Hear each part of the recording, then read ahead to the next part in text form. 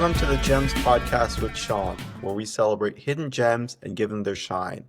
We dive into lesser known music, rare records, vinyl culture, and the worlds of jazz, funk, soul, rare grooves, and international heat. This is for all you music lovers, sample hunters, beat diggers, e-diggers, and musical world travelers. I'm Shom. I'm a longtime record collector and music researcher who discovered music in reverse. I started off as a huge hip hop fan, finding breakbeats, samples back through jazz, funk, soul, psych rock, and really everything in between. As time went on, I became a massive fan of the older music itself. Digging is really endless. I've always been fascinated by the context, history, and characters behind the music.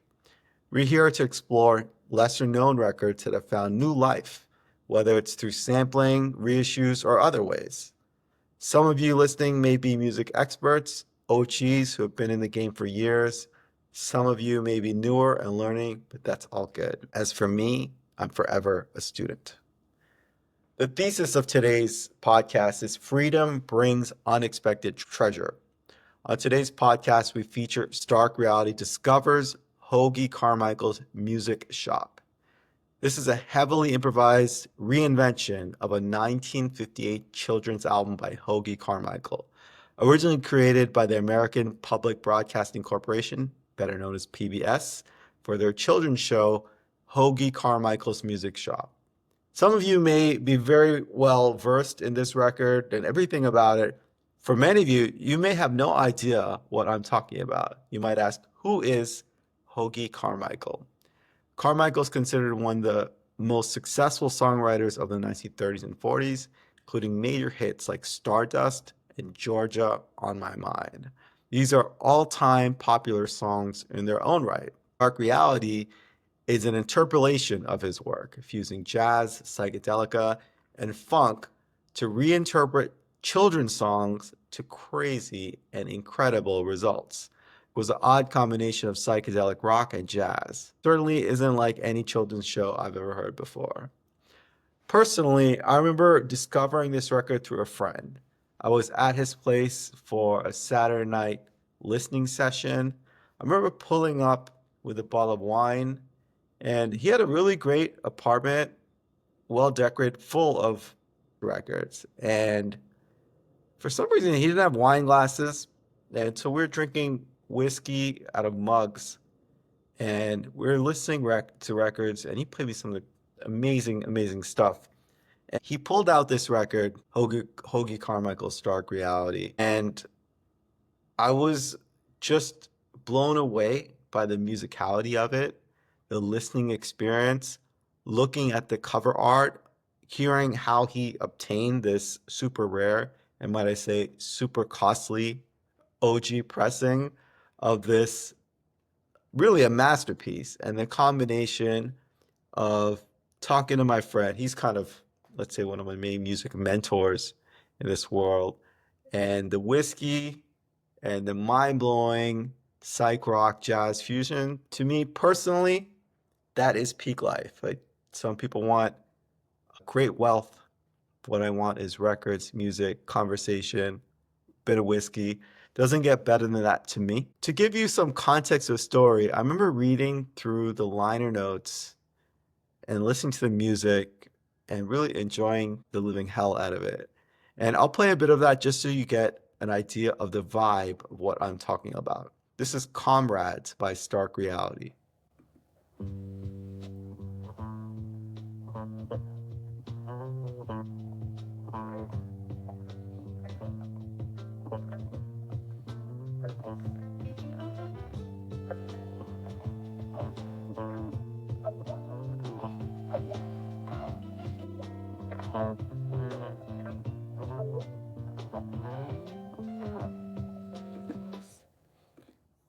It is crazy out there music with distorted sounds all over the place. I remember listening to Comrades, which I thought was maybe my personal favorite off the album, and reading the liner notes. And I don't always do this, but these liner notes were so cool in telling the story. I thought I'd read it to you kind of verbatim. Hoagie Carmichael wrote to his father on May 11th, 1970, enclosing tapes of the finished record. Hoagie Sr. recalled his reaction to the double LP's liner notes, which are worth repeating here in its entirety.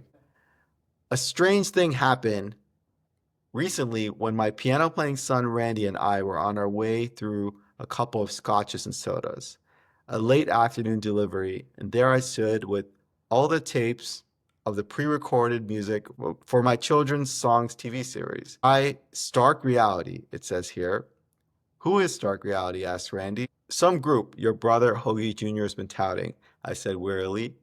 But how to play them? Oh yes, a big tape recorder college churn has given me for Christmas. A music gift. I had almost forgotten about it. Luckily, Randy knew how to work it and rolled some of the damnedest music either of us has ever heard. This is children's music? Okay, Sarah, Sarah. Randy and I poured one quickie after another, and we sat there losing our middle class minds. Weird, man. I say, stark mad. There's a little bit more to these to the quote on the liner notes, but it was signed by Hoagie Carmichael. AJP Records uh, gives the address in New York. That is Ahmad Jamal Productions. There's more to this story. I thought I'd read those liner notes because I enjoyed it so much, kind of discovering the story behind this. And we'll get more to this really great masterpiece of psychedelic jazz. Our first segment is Chopped Up Gems. So we'll focus on the kind of influence of the records that have sampled Stark Reality. This is the Black Eyed Peas, Audio Delight at Low Fidelity.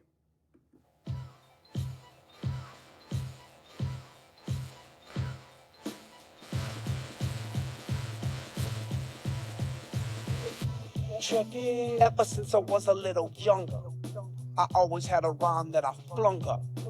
Any I would say it's interesting to hear Black Eyed Peas, usually produced by will.i.am. They always kind of surprise you, right? Now and then. will.i.am, first of all, is a great producer. That's not to be disputed, especially his work with The Game and Nas, other great artists. He's a pop producer and a great hip hop producer. He's kind of all over the place. And, you might think of all their kind of pop hits.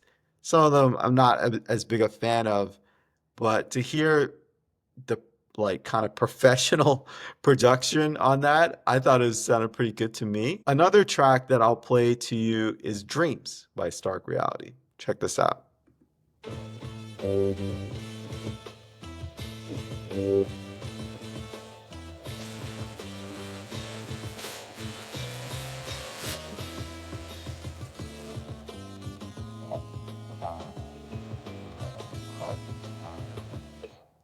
You could hear the kind of crazy fuzzed out guitars.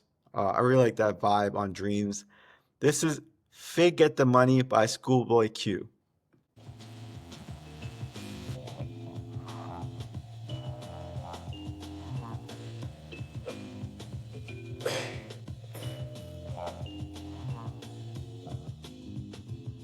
the flow is in the pocket like wallets. I got the bounce like hydraulics. I can't call it. I got the swerve like Alka. Fuck that. Fig. I always thought Schoolboy Q, he can really rap. Great taste in beats. He's kind of got his own flow. I really like that. I mean, he was quoting Kanye on that. He can really rap. I kind of enjoyed that interpolation. Here's another track, a real crazy track by Stark Reality, Junkman's Song.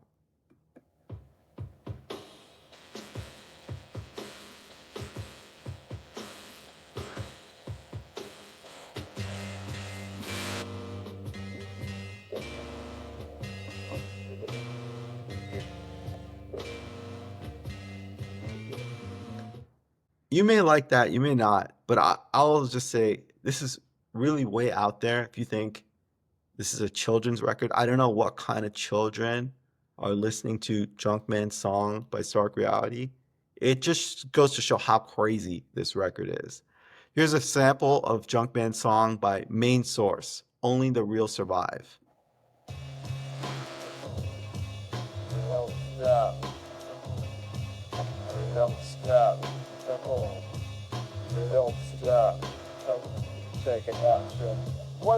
What's going So that's off the lesser known Main Source record. That's their second record. That's without Large Professor. Many of you may know their first album, 1991, from the legendary Large Professor. I mean, as the main producer and main rapper, one of my all-time favorites. This one is off their second album. That's without Large Professor. That was mainly produced by K Cut, their DJ and producer. And that particular song is produced by LT, who I've never heard of in any scenario. I'm a big rap production nerd. I've never heard of LT. I looked him up, couldn't find much, man. I love to hear more about what LT is doing. In this case, he's got a great ear. I mean, he really must have a lot of records early in the game discovering Stark Reality. I'll play another song by Stark Reality, Shooting Stars.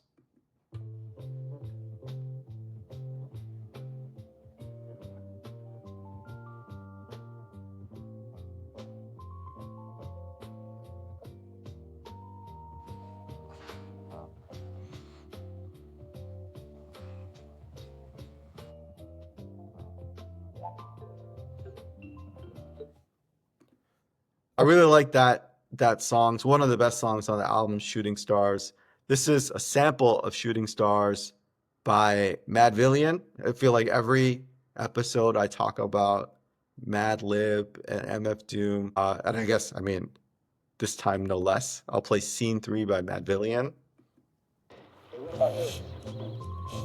Right size, maybe, but tell me, how would she end up in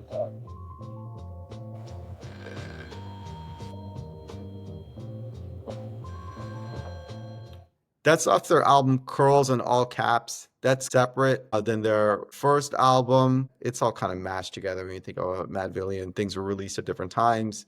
They were together at different times. A lot of it's instrumental too. Madlib is great. That's what I'll say. Here's another song by Stark Reality, 30 Days, Hath September.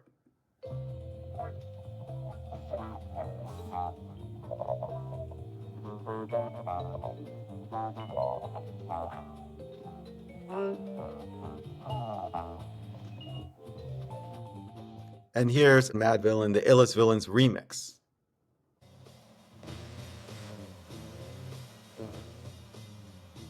As luck would have it, one of America's two most powerful.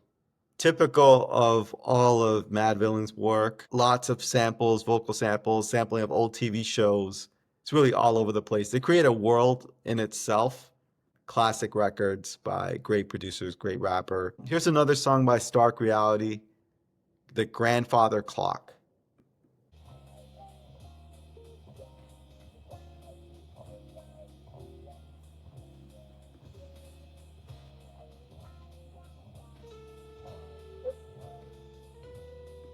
You could hear that bugged out vibraphone. We'll talk more about the use of vibes in this. Monty Stark mainly played the vibes. He's the arranger of this album, orchestrator. He wrote out all the music, which I found to be interesting because it sounds so improvised. I mean, I'm sure there is improvisation, but he put a lot of detail into composing this record. And we'll talk more about that. Just a quick aside here. I mentioned earlier this is on AJP Records. That is Ahmad Jamal Productions, who is a pianist, one of my all-time favorites. Listeners of the show may be familiar. Some of you may not be familiar. He's a super sophisticated, great jazz pianist with dozens of recordings, dozens of albums from the late 50s all the way to the 80s, heavily sampled artist. Great music in its own right. He's quite a technically advanced jazz pianist with a great feel and a great nuance. I didn't know he had a record label and imprint of his own. They put out Stark Reality originally, which I just find mind-blowing. He's one of my all-time favorites. Going back to Ahmad Jamal, he's kind of sampling 101, digging 101. He was, again, sampled many times, especially and most well-known by Nas on his song The World Is Yours, produced by Pete Rock. This is where people oftentimes start with learning about sampling. It's certainly where I started. This came out in the early 90s, kind of ubiquitous, world-known track by Nas. I'll play The World Is Yours, and then I'll play the follow-up sample by Ahmad Jamal. It's yours. Whose world is this? The world is yours. The world is yours. It's mine, it's mine. Whose world is this?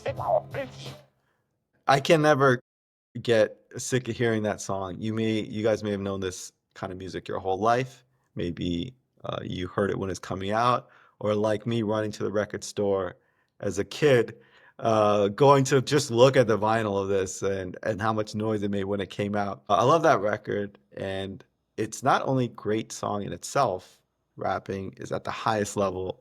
It also sampled Ahmad Jamal Trio specifically. I love music. I'll play you a bit of that song just to give you the feeling that I often enjoy. I'm gonna skip ahead a little bit.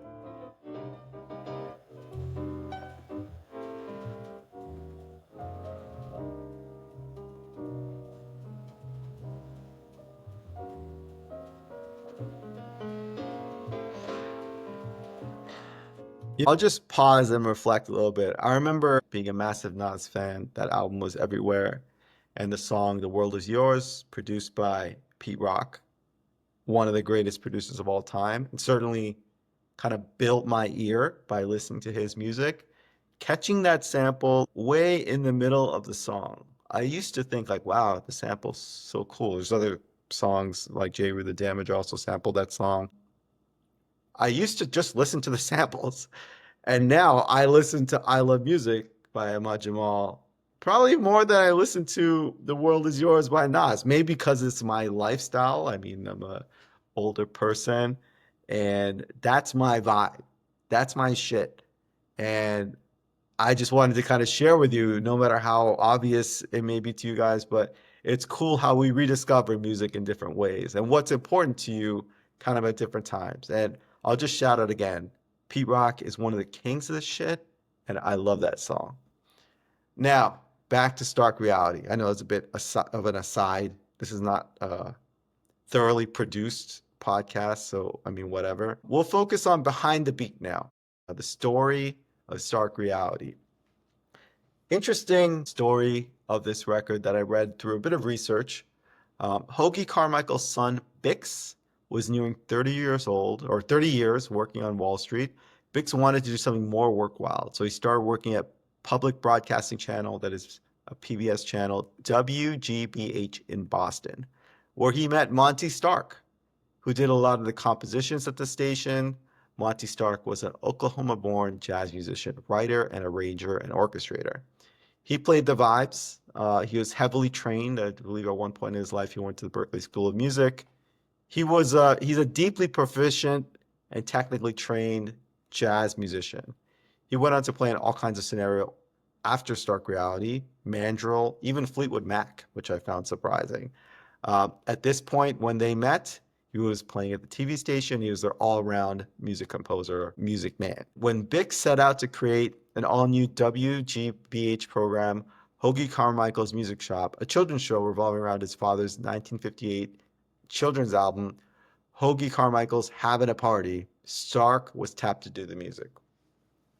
Some of the collaborators on this, firstly, Monty Stark, vibraphone, composer and bandleader, John Abercrombie on guitar, and we'll come back to him. The record has some amazing and wild and bugged out jazz guitar solos. I really thought John Abercrombie killed it on this record. Vinton Johnson on the drums, and I'll just say the pattern of the drums, the 4/4 nature, the kind of drum rolls really lends itself to modern hip hop. And Phil Morrison on the bass. Interesting point. There's an electric bass and an acoustic bass on this album. Just goes to show how wild this record is. They recorded this album. It flopped initially, but as you know, it went on to become a highly sought after rare record decades later. The recording of this was really wild. In the late 60s, this band caught the ear of Ahmad Jamal's AJP imprint after the pianist heard their recordings. Stark was individually miking his vibes and then running through a series of fuzz tones and pedals, allowing him to change the sound radically. The use of pedals really took the sound somewhere else. It seems like all of these instruments were recorded in the same rooms, giving that distorted feel, all kind of coming together. Reading through some of the interviews with Monty Stark, he had, quote, 37 microphones, one buried in the bottom of the tube under each bar.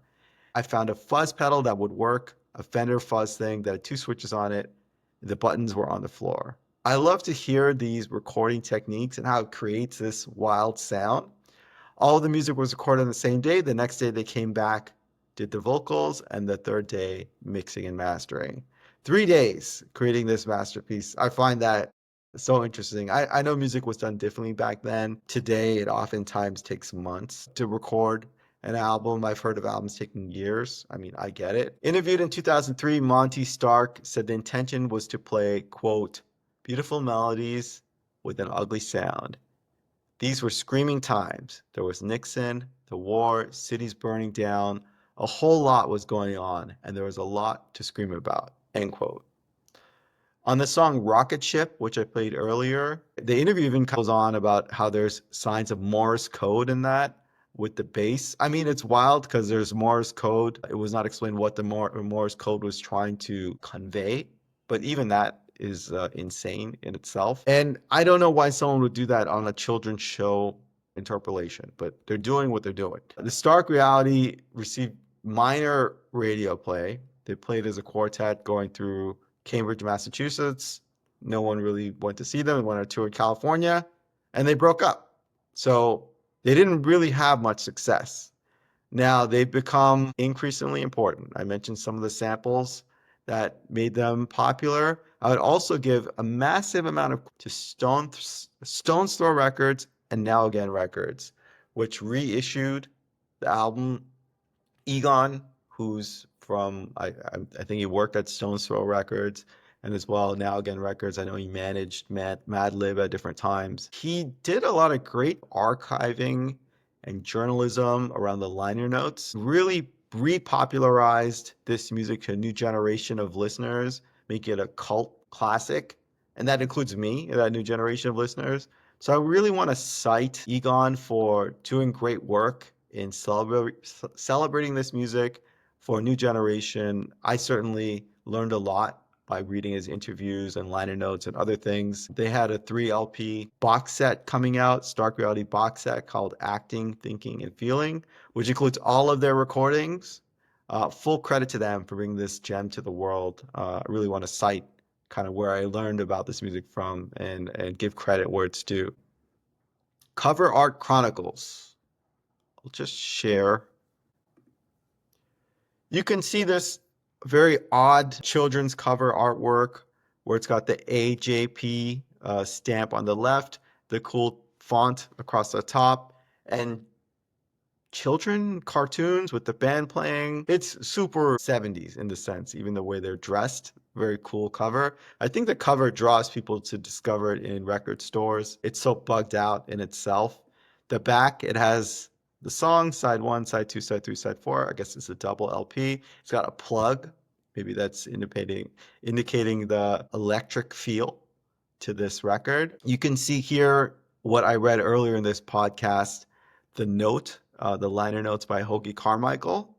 And then on the back, you see these boxes, like a tic-tac-toe board, 9 boxes where it has images and text and images. You could see Monty Stark, John Abercrombie. And in the middle, you see Hoagy Carmichael, who looks totally different. I mean, his hair is gelled and he's wearing a cardigan. He looks super serious compared to these, let's say, hippie type looking jazz musicians. Also, when I look at the record itself, the label AJP, again, I didn't know AJP existed before researching for this podcast. I like the yellow color with the red line across the top. Super old school imagery here. Player Spotlight. I mentioned Monty Stark, played with Mandrill. So many great songs that he's been on. I like Mandrill especially. And today we'll focus on John Abercrombie, jazz guitarist. He played for a long career, 30, 40 years, played with Gato Barbieri, Billy Cobham, one of my favorites, Gil Evans, Jack DeJohnette. He had a trio with Jack DeJohnette. He's been in multiple trios throughout his career. And most of them were on the ECM label, great jazz label. These are kind of musicians that I like to think about, longtime session players who both played the front man or the front person and background, right? They're musicians, they're lifers. They're not necessarily always a star, but they're high-level musicians who play their role and are critical to this magic happening. I think it's a good metaphor for life. Kind of keep rolling. Sometimes you'll be in the front, sometimes you'll be in the back, and you can have success in different ways. John Abercrombie kind of reminds me of that. His guitar solos are fire to me. He had a solo record called Timeless, and it was a trio with Jack DeJohnette and Jan Hammer. I'll play that. Really cool record, playing Timeless by John Abercrombie.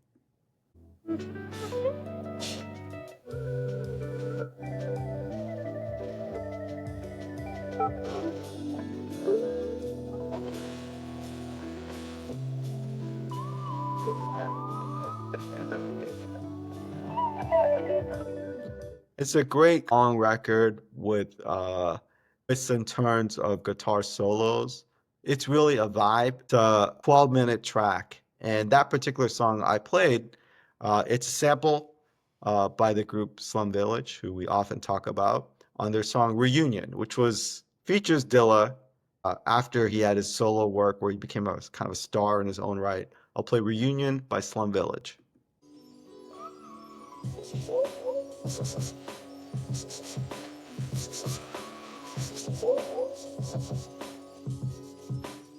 Yo, L and 10 killing them.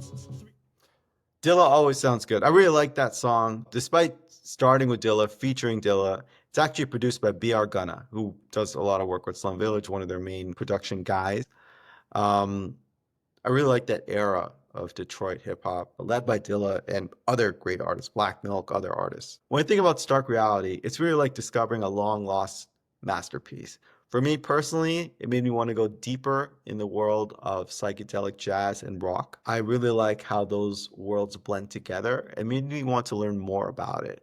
That personal connection to this record, when I heard it, made me want to explore more. And from my experience going to record fairs, psych rock enthusiasts can be a bit in their own world. I love that. They're real spaced out, like the music itself. Oftentimes, music snobs, let's just say an elevated type of music, or at least people think that it is. And I think it is. So it leads to a lot of super interesting characters when you go to record fairs. And maybe you have your own experience with the psych rock record dealer guy. Kind of reminds me of the Simpsons comic book guy, but they have great taste nonetheless. You haven't lived till you got in a debate with someone if Jefferson Airplane is psych rock or not. I mean, I'll let you guys decide. Just to kind of recap, if I were to think about Stark Reality, to quote Monty Stark in an interview by Egon, I'm sure no one else has made a funk record with an acoustic bass solo over an electric bass. I like to show what freedom is in music. You don't have to be confined to one particular scale and one point in time. I really like that quote. My thesis in this is freedom brings unexpected treasure. And that goes to this record, but it goes to bigger things in life. So I encourage you all to check out Hoagie Carmichael's music shop. I figure I explore music for fun. I do it when no one's looking. I've been doing it since I was a kid. I know there are other people out there with similar tastes. I'd love if we could celebrate these gems together. Peace.